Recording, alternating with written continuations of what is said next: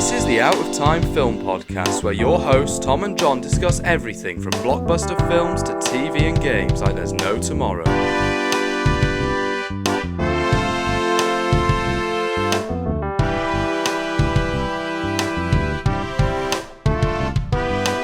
Hello and welcome to the Out of Time Film Podcast. I'm Tom. I'm John. And this week we're talking about the electric state. I'm so sorry, John. It's okay. Everybody who's listening, we want to start off by saying the budget for this movie was $320 million. My God. $320 million.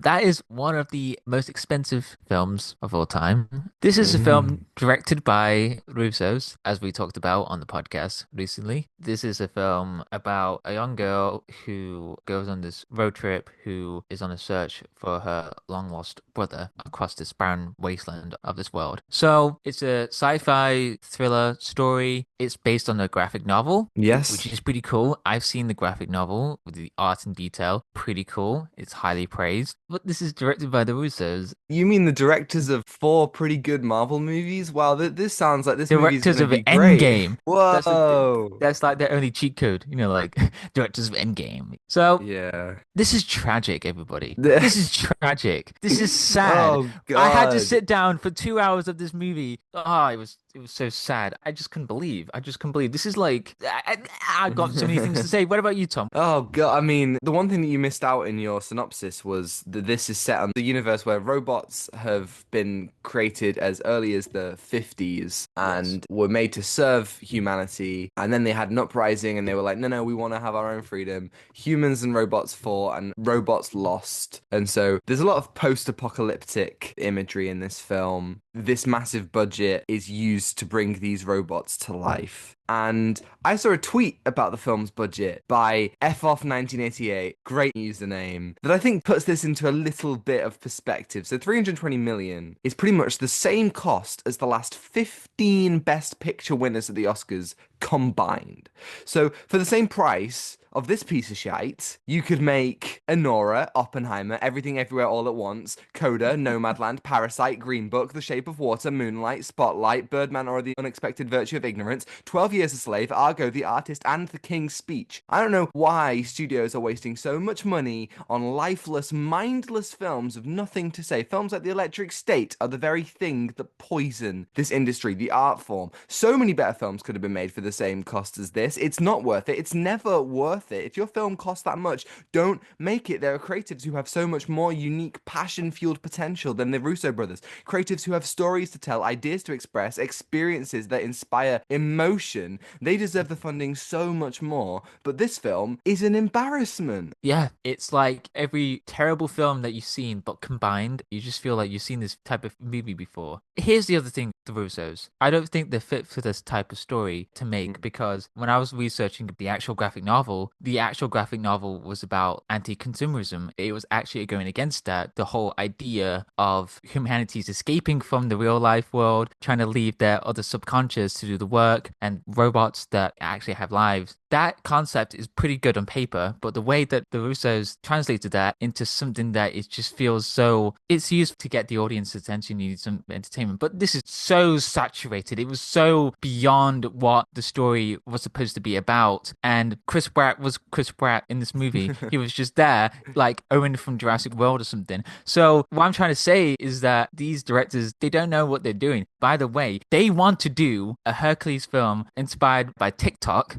They also said that they think art house movies, they'll be gone in years. They're not that important. So this is something that I don't think they can handle with themes, because we talked about the Russos before with The Grey Man and other films as well. They don't realize that there are stories to be told, but in a very different way. This film makes The Grey Man look like a masterpiece. Right. And The Grey Man is not a good film. It's incredibly boring and by the numbers, and this film somehow uplifts it. I haven't seen a film that I've disliked this heavily in a long time. I'm already getting quite passionate with the hatred here, and we haven't even got 10 minutes through the pod. this whole thing. You're right. An anti-consumerist story shouldn't be told by such commercial filmmakers. These are people who make films for the masses, but have so little to say and so little to contribute. They seem only bothered about making audiences happy and making a large box office. And Netflix is that kind of thing. It's a service for the masses. It only continues TV shows if they are massively popular. It will pour 320 million on this kind of film. And I sat through this film. Why does it look like that? It's got a budget bigger than most films. It's one of the Yes. most expensive films ever made, and it looks like an advert. It looks like one of those adverts where there's like a robot that's a representation of a phone network or a bank, but it's like super long and it has about the same amount of depth as those kind of ads. And it's boring as hell. It just failed at its world building. It just didn't have weight to it. So we had to sit there 2 hours with these characters asking questions all the time. I'm not kidding. They were just asking questions all the time. There was no arc to themselves. They didn't have anything to redeem themselves. It was just all saturated. There was nothing about why we care about these robots or Oh, all these characters. And wow, I've seen behind the scenes stuff with the robots, but they should have made it fully practical, not oh my CGI. God. Yeah, you're Because so right. where did that 220 million went to? It makes no sense. Like the designs are all amazing. There's Very good like designs. Like they yeah, translated that from the graphic novel. absolutely. They're eerie. There are images of the remains of this war and how humanity is trapped and oppressed robots, and they all look great. As you said, original art is from Simon Stalenhag. Hope I'm pronouncing that correctly. And, I'm sure that original graphic novel is amazing. It's a cool concept. But when you get all that beautiful imagery and you put it into motion, shot by the Russos, shat into life by heaps of CGI, it's horrific. I'm going to put my hands up like I'm Martin Scorsese. It's slop. I have never seen a film that fits that description so well. This is slop. There isn't a single robot in the film, as you said, that wouldn't be infinitely better as an animatronic or a puppet. Something real. Most of the time, they don't even look like they're there. It's just Chris Pratt and Millie Bobby Brown standing on their own with these fake ass characters comped in. 320 million, you couldn't build a single one of these guys. It's an awful, awful state of things. Electric state of things. Oh! It was all um, worth it for that joke. it was all worth it. Yeah. Oh my God. I can't believe this movie exists. It's just a weird time that we live in. I got notes for this. So yeah, the whole narrative, again, it's just very generic because what I've heard, the graphic novel has a different story, but it's just the narrative itself is just so generic. We just didn't have anything new to explore because we see glimpses in this world, which is interesting. Like that is something that we should have explored more for this world. If the movie went longer, well, I didn't want it to be longer anyway, but if it was better and I want structured, 5 hours of the electric state, god damn it. You know how Zack Snyder made Rebel Moon and yeah, yeah. two parts and director's cuts? I feel like the Russo brothers are one bad day away from that kind of filmmaking. And potentially that one bad day is gonna be Avengers 5 and 6. I mean, God. Oh Start this yeah. film with this scene with this like genius kid, and he talks to his sister Millie Bobby Brown, and he's barely a character. He's barely anyone worth investing in. And then the whole film becomes about this kid and rooting for his humanity and his freedom. And it's like all we get from him is this blank slate of dreadful dialogue and some great actors trying to squeeze anything out of this blandly written, awfully directed failure. But there's absolutely nothing to hold on to. There's nothing to get invested in. It's so surface level. The opening, awful, absolutely Mm. awful. Who talks like that? Who talks like that? And the other thing as well, I don't know how old this kid is, the character, to be this genius or something. They didn't really establish that. That was just confusing. It was like, oh, is he in Mm. college or something? But then the movie decided to jump somewhere in the opening in 1990, and it was like, where are we It now? jumps 4 years later. And then the movie. The movie decided to use flashbacks to establish loads of things. You could have just done that in the opening in a chronological way, rather than just make it confusing and try to be mysterious, which failed to do in this movie. Like God. Quan, he was in this movie, cool, but he had a very short role for this movie, which sucks because he's great, but he's there for the element of mystery. Woody Harrelson as the peanut guy. Mr. Peanut. Mr. Peanuts. Yes. I gotta say that was a good accent though. That was a I good. mean, That was a hey, good. like great actors. There's really, really good actors in this film, but what they are given, what they are left with. We get this opening montage of the robot human war, and I was watching it going, hey, this looks like a cool movie. That would have been a better movie than whatever the hell this was. That is an interesting idea of this war and robots fighting for freedom. You know, there's a lot of this that echoes The Creator, the recent sci-fi by Gareth Edwards. It's a story about a robot-human war, and it questions the lives and emotions of engineered beings and the freedom of those beings. And we have loads of visual effects and a huge scale. But The Creator, that was made for $80 million and looks incredible. Gareth Edwards is everything the Russos aren't. Someone knows how to utilize visual effects, how to shoot good-looking films with a great sense of scale and gravity. Someone who plans all the effects and they look amazing and uses practical and visual effects brilliantly. I think the guy will carry the new Jurassic World, and you can make The Creator 4 times with the amount that you could make the Electric State. And this film has a fraction of the artistry and soul. Every time I speak about this film or think about this film, I just think, what the hell's going on? Am I being played a prank on here? This is ridiculous. Yeah, 80 million. We love The Creator. It's visually stunning, and the story succeeded. We fully connect with the characters. It's the question about should we give AI lives? You know, is it the same as human lives? That's what the movie's discussion was throughout. And the film could have discussed about robots in terms of humanity, and that humans are using some sort of virtual reality to escape, but also having their other subconscious do all the work. That is a good concept to think about, like where the other subconscious didn't want to do this. But here's the thing that the movie fails to do is that they don't go anything further from what it's shown, and it still looks great. I've written it here. Oh, I It's see it. still great. Those are the notes of a madman, the rambling scratches of somebody who's watched the Electric State and just. God, I I'm mean, going I mad. don't know if this is any kind of passion project for the Russos, but it's no Megalopolis, it's no Joker 2, it's nothing like other films we've recently had that were messy, but admirably so. Films that had lots to say, but were kind of tangled in their ambition and were just fascinating to witness. This, on the other hand, is creatively bankrupt. It has nothing to say, has no heart or soul. It's just dreadful. And as you said earlier, every time I hear the Russos speak, or more specifically, every time I hear Joe Russo speak, I just think to myself, like, yeah, no, these guys really do not have an ounce of humanity with it. Maybe they're robots. I don't even know. It feels like they're just like. What are they making the movie about themselves, bro? And Oh, that's the message. oh. Whoa. This film isn't good enough to have a message. It No, doesn't have a message. The it didn't literal have anything to final. say. I don't care about spoilers. The literal final boss is a robot with a tiny Stanley Tucci face projected onto its head. They somehow manage to make a big grey robot villain worse than any that the MCU has managed to conjure up in 17 years. Well done, Russos. Well Well done. done. I don't know if you can Well hear me done. clapping, but well done. I don't think that you can hear you clap. That That's the audio fine, is. but well done, Well, we'll Russos. add in the audio. Yeah, here's some applause. Whoa. Yeah. Yeah. All the actors, I have to say, it sucks that they are trying their best in this Yeah, movie, of and course. it's a CGI movie, which is hard for actors to understand what exactly is going on. Giancarlo Esposito was in this movie. Sure, man. Yeah, he was there in this office the entire way through, where he had this robot self where he can Mm, be in mm. there, but it's just a 2D picture of him on this small screen, like what you said about Stanley Tucci. It's just such a waste use of actors all the way through. It's just like they could have done a little bit more practicality or something, a bit more emotion, but they had nothing to say. Giancarlo Esposito's character is also interesting because he's a human who has this kind of cyborg body and is hunting all the robots. And then at the end, gives up the fight because he realizes that some humans are just as bad as he deems the robots do. They are just as heartless. That's a cool concept. But in the film, it makes no sense. Like, what?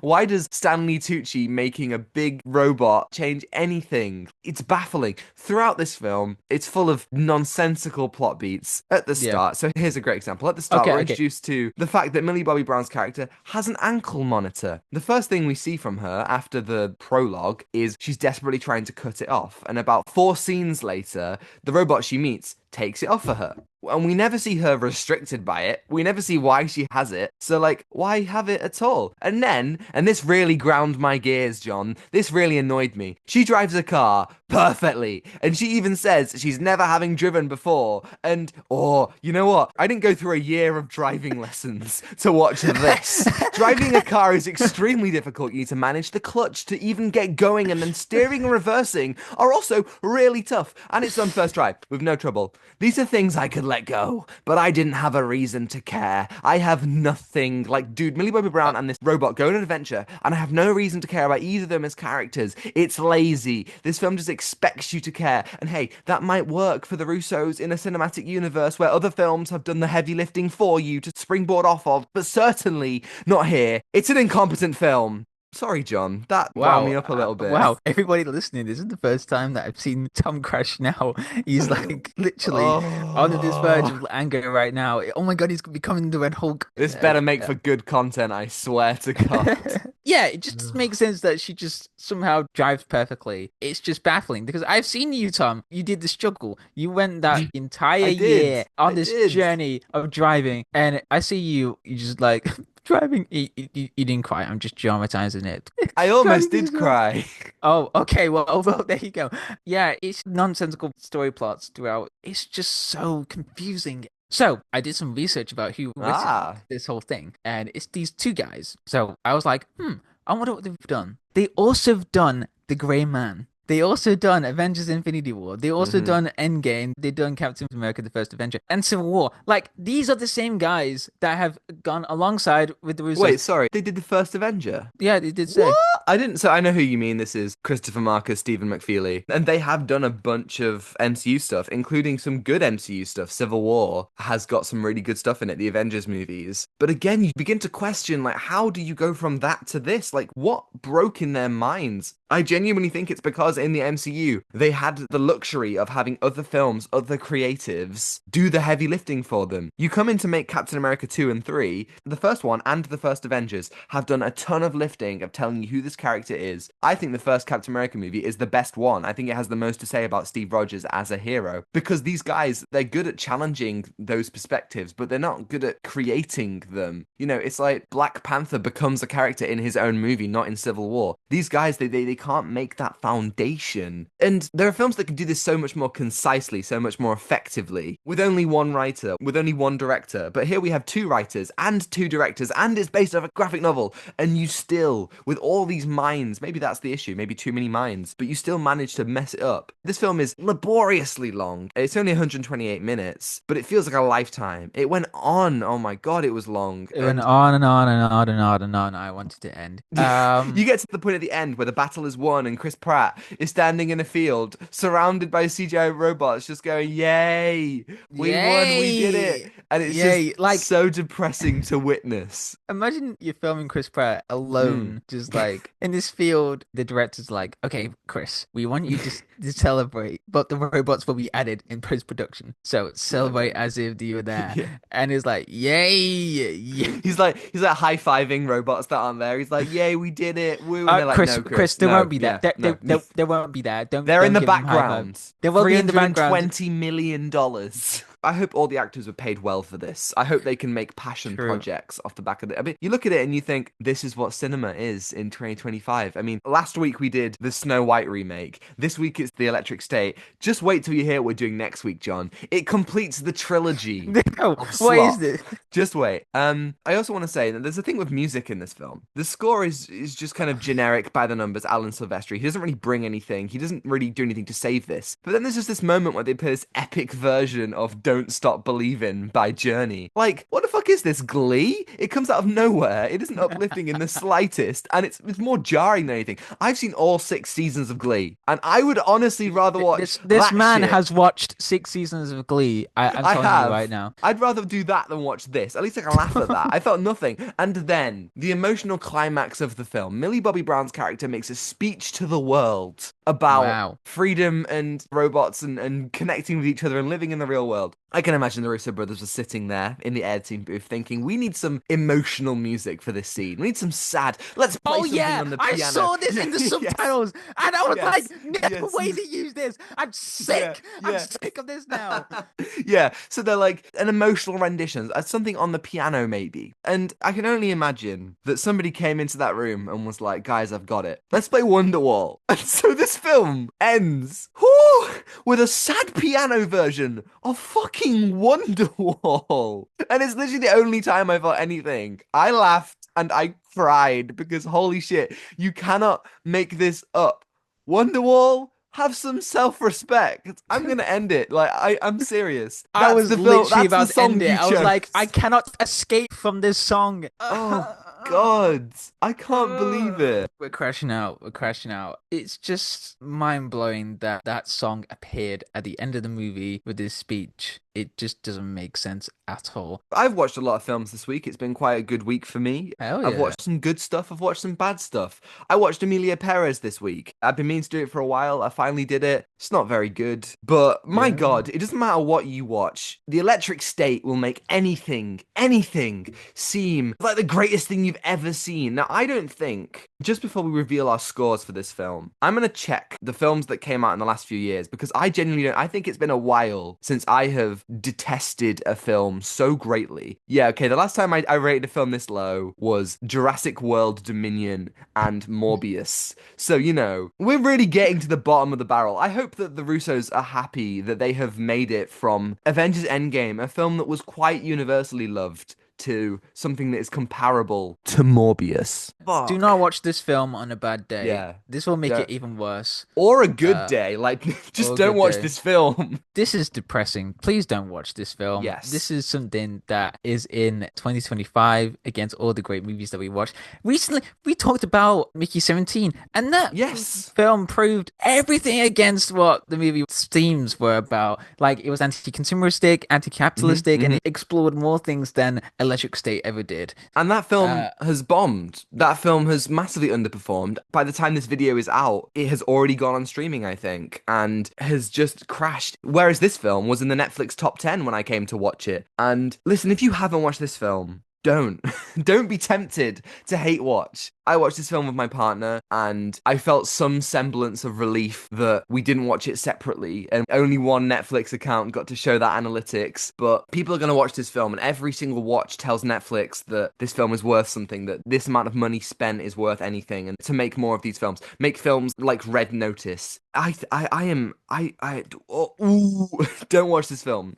I'm yeah. begging you. It's the viewership they count on as well. Like every streaming Yeah. services, this is the terrifying thing. Streaming services will look at the viewership and they just Mm. say, do you want more or do you want this? Oh So God, can you imagine getting a sequel to this film? Mr. Peanut will return in The Electric Country, The Electric Worlds. the Electric State 2, Electric Boogaloo. Whoa, he did it. He did it. Right, okay. What are you going to give Um, this film out of 10? can I give it a 0? I mean, you can. It's up to you. Like, it's possible. 0 out of 10. Okay. This is a movie that I don't want to talk about, even on my deathbed as well. I don't want to talk about this movie. This is I'd something hope that not. You only have a few minutes left. I wouldn't oh waste oh your final moments talking about John, no, get closer. Come closer. I I have don't, something to I'm tell like, you. I What is don't want it? to talk about it. I want to keep it to I want to keep it to the grave. This is a movie that I want to keep it locked forever in a fallout shelter or somewhere. Like, You're get at, it away. you're at the pearly white gates.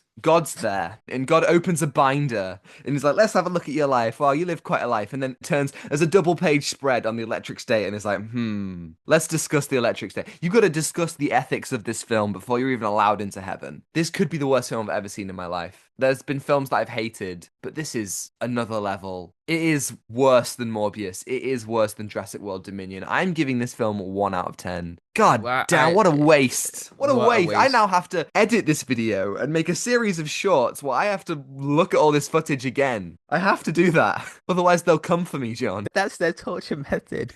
The Russos Oh want you. no.